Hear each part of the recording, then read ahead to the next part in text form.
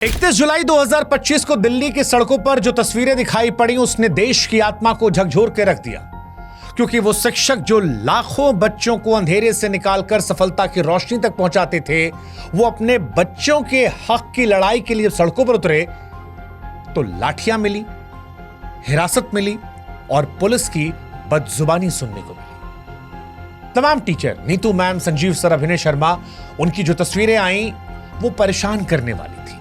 परेशान इसलिए क्योंकि गुरु अपने छात्रों के हक की बात करने आए थे। एक टीचर का टूटा हुआ हाथ दिखाई पड़ा और तब लगा कि ये उस व्यक्ति की चोट नहीं है, उस व्यवस्था की गूंगी बर्बरता का प्रतीक है जो इंसाफ देने से डरती है। सवाल उठा कि क्या यही वो भारत की कल्पना है जो हमने की है, जहां गुरु को सजा मिलती है क्योंकि वो अपने बच्चों के लिए आवाज उठा रहा है?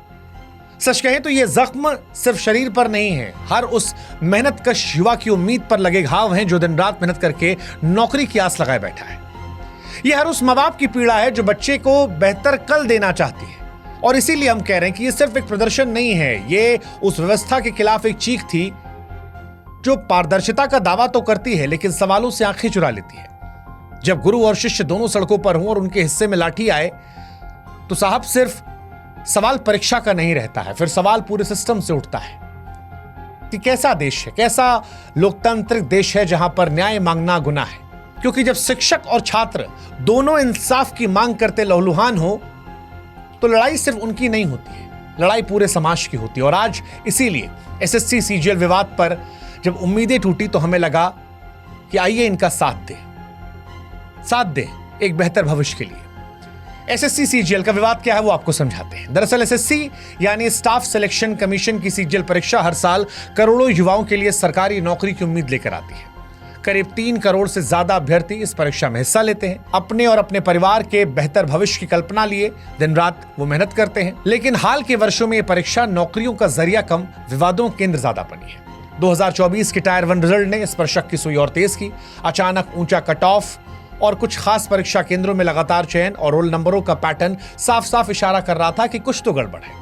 छात्रों ने इसे धांधली माना और फिर आवाज उठाना शुरू कर दिया। 2025 में हालात और बिगड़े। एसएससी की सिलेक्शन पोस्ट फेज 13 परीक्षा के दौरान बार-बार परीक्षा का रद्द होना, तकनीकी खामियां और कई केंद्रों पर छात्रों के साथ बदसलूकी ने आंदोलन को भड़का दिया।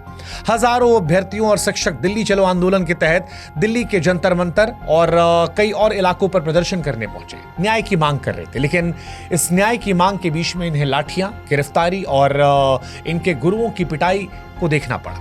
जो शिक्षक अपने छात्रों को देश के निर्माण की राह दिखा रहे थे आज लहूलुहान थे। जो शिक्षक जो किसी समाज की नींव होते हैं अपने ही छात्रों के लिए सड़क पर जब उतरने को मजबूर हो गए तो यह समझ में हमें भी आ रहा था कि सिर्फ परीक्षा नहीं, लोकतंत्र की आत्मा घायल हो रही है। और नीतू मैम, अभिनय शर्मा या भोला यादव, आदित्य रंजन, ये आज सिर्फ एक कोचिंग सेंटर के शिक्षकों के नाम नहीं थे, ये उस आवाज का प्रतीक थे जो छात्रों की उम्मीदों के लिए आज सामने आए थे। एक शिक्षक ने जब पुलिस वाले से पूछा कि आप इतना डरते क्यों हैं सवालों से, तो पुलिस वाले ने कहा वर्दी पहनोगे समझ में आएगा। शिक्षक ने कहा पहनी तो उतार दी, बोला मर्द होते तो पहने रहते। इस तरह के शब्दों का चयन, शिक्षक को लेकर मर्दानगी का जिक्र करना, समझ नहीं आ रहा था कि किसे बचाया जा रहा है, किसे छिपाया जा रहा है, क्योंकि हक की बात करना कहां से गलत हो जाता है। वो पुलिस वाला भी जो नौकरी कर रहा है उसे भी किसी ने पढ़ाया होगा। और क्या बात रखने के लिए डंडा पड़ेगा? शिक्षकों का यह आरोप था कि एसएससी ने जिस एडुकेटी नामक कंपनी को परीक्षा आयोजन की जिम्मेदारी दी वो पहले से ही तकनीकी खामियां और गड़बड़ियों के आरोप से घिरी है। फिर भी बार बार उसी कंपनी को जिम्मेदारी देना क्या महज लापरवाही है या कुछ और गहरा? क्या ये एक सुनियोजित खेल नहीं जिसमें छात्रों के भविष्य दांव पर लगाया जा रहा है? लाखों युवा हर साल मेहनत करते हैं, सालों का संघर्ष होता है, उनके परिवारों की उम्मीदें होती हैं। क्या ये सब कुछ एक ऐसी कंपनी के भरोसे छोड़ देना ठीक है जिसकी साख पर पहले से सवाल है? अभ्यर्थी कई मांग कर रहे हैं। एसएससी सीजीएल अभ्यर्थियों ने अपनी मांगों को स्पष्ट किया। ये मांगे न केवल उनके हक की लड़ाई थी बल्कि एक पारदर्शी और निष्पक्ष व्यवस्था की स्थापना की तरफ इशारा कर रही थी। पहली मांग थी एडुकेटी पर प्रतिबंध। इस कंपनी की तकनीकी अक्षमता और संदिग्ध भूमि के चलते छात्र कह रहे हैं कि इसे परीक्षा आयोजन से हटाया जाए। दूसरा, परीक्षा और परिणाम की तारीखें तय हो। यूपीएससी की तरह वो भी कह रहे हैं कि एसएससी भी एक निश्चित कैलेंडर जारी करे जिसमें परीक्षा और परिणाम की तारीखें शामिल हो। तीसरा, पारदर्शी नॉर्मलाइजेशन प्रक्रिया, नॉर्मलाइजेशन की प्रक्रिया में पारदर्शिता हो ताकि अभ्यर्थी को शक न रहे। चौथा, परीक्षा का उत्तर उचित हो, प्रश्न पत्र में गलतियां ना हो और एक ही सवाल अलग अलग पालियों में ना पूछा जाए। 5वां, नियुक्ति में तेजी। भर्ती प्रक्रिया पूरी होने के बाद नियुक्ति तुरंत हो, ना कि पुरानी भर्तियों के कारण रुकी रहे। 6, वेटिंग लिस्ट। चयनित अभ्यर्थियों के बाद वेटिंग लिस्ट जारी की जाए। 7वीं, परीक्षा केंद्रों की सुगमता। केंद्र दूर दराज या पहुंच से बाहर ना हो, यातायात और बुनियादी सुविधाएं उपलब्ध हो। इसके अलावा प्रशिक्षित स्टाफ की मांग थी निष्पक्षता के साथ कि केंद्रों पर जो प्रशिक्षित कर्मचारी हों, इसके अलावा अभ्यर्थियों के साथ दुर्व्यवहार न किया जाए और तकनीकी खामियों का अंत हो। सर्वर धीमा, सिस्टम हैंग होने जैसी समस्याएं जो हैं वो खत्म कर दी जाए। अब ये कोई असंभव मांगे नहीं है या कोई ऐसी नाजायज मांगे नहीं है। ये एक ऐसी व्यवस्था की मांग है जो निष्पक्ष, पारदर्शी और अभ्यर्थियों के प्रति जवाबदेह हो। हर कुछ सालों में जब एसएससी का नाम बार बार विवादों में आता है, धांधली के जरिए, पेपर लीक के जरिए अभ्यर्थियों का भरोसा टूटता है, तो फिर ये मांगे नाजायज नहीं लगती हैं।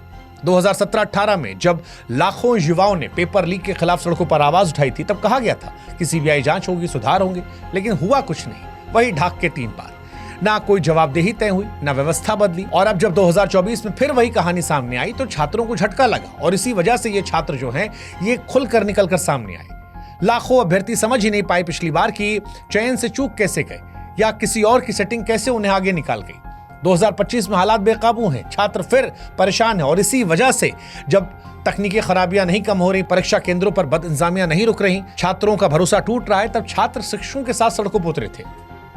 लेकिन वहां ये लाठीचार्ज एक समाज के तौर पर सवाल उठाता है। आज एसएससी का ये आंदोलन एक जन आंदोलन बन गया है।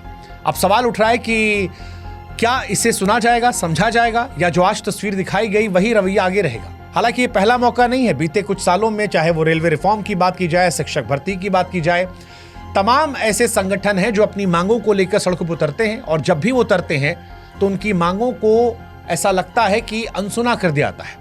इस बार भी एसएससी अपनी खामियों को ठीक करने की बजाय ऐसा लग रहा कि आंख मूंद रहा है। क्या यह महज नाकामी है या जानबूझकर की जा रही लापरवाही ताकि भ्रष्ट तंत्र को पाल पोस कर जिंदा रखा जाए?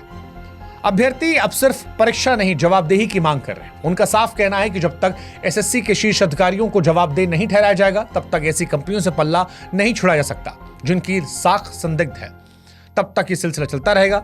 यह आंदोलन अब सिर्फ रिजल्ट का विरोध नहीं, सिस्टम में छुपी उस चुप्पी और चालाकी का पर्दाफाश है जो हर कुछ साल में लाखों सपनों को चलती है। और आज इसीलिए सोशल मीडिया अभ्यर्थियों और शिक्षकों के लिए हथियार बना है। तमाम जो छात्र हैं वो अलग अलग हैशटैग के जरिए लाखों ट्वीट कर रहे हैं, एक्सपर्ट टॉप ट्रेंड कर रहे हैं। अभ्यर्थी अपनी अपनी कहानियों को साझा कर रहे हैं, कैसे उन्हें सालों की मेहनत की और कैसे आर्थिक तंगी में परीक्षा दी, कैसे एक भ्रष्ट व्यवस्था ने उनके सपनों को चल दिया। लेकिन सवाल यही है कि क्या सोशल मीडिया की आवाज सिस्टम में कानों तक पहुंचेगी या सिर्फ डिजिटल शोर रह जाएगी? जब अभ्यर्थी सड़कों पर उतरते हैं तो लाठीचार्ज होता है, जब शिक्षक बोलते हैं तो हिरासत में ले आता है। और यही सवाल होता है कि क्या लोकतंत्र में हक मांगना गुनाह है? लाठीचार्ज और हिरासत के बावजूद अभ्यर्थी शिक्षक हार नहीं मान रहे।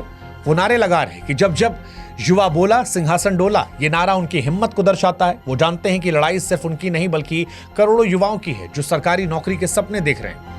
शिक्षक नीतू मैम कहती हैं कि सबको इन लोगों ने मार के भगाया, लेकिन ये हिंसा अभ्यर्थियों का हौसला नहीं तोड़ पाई। वो फिर एकत्रित हो रहे हैं, अपनी मांगों को दोहरा रहे हैं और व्यवस्था से जवाब मांग रहे हैं। यह आंदोलन अब सिर्फ एसएससी तक सीमित नहीं, रेलवे, बीपीएससी और अन्य भर्ती परीक्षाओं में व्याप्त भ्रष्टाचार के खिलाफ एक बड़ा जन आंदोलन बन गया है। एसएससी सीजीएल को लेकर उठे विरोध प्रदर्शन सिर्फ एक परीक्षा या परिणाम का मामला नहीं, ये भारत की भर्ती व्यवस्था में फैले उस गहरे रोग का लक्षण है जो लाखों युवाओं के सपनों को चल रहा, शिक्षकों की आवाज को खामोश कर रहा और भ्रष्टाचार को खुलेआम फलने फूलने दे रहा। जिस सिस्टम में पारदर्शी की जगह संदेह हो और सवाल पूछने पर लाठियां मिले, यकीन मानिए वो देश विश्व गुरु तो नहीं बन सकता जहां पर छात्र और शिक्षक एक साथ लाठियां खा रहे हैं। उम्मीद है सरकार, सिस्टम इस पर ध्यान देंगे। सरकार के पास दो रास्ते हैं, या तो छात्रों की आवाज सुने, शिक्षकों की बात माने, उनकी मांगों को गंभीरता से लेकर उन संदिग्ध कंपनियों पर कार्रवाई करे, कार्यप्रणाली को बेहतर करे, पारदर्शिता और जवाबदेही सामने लाए,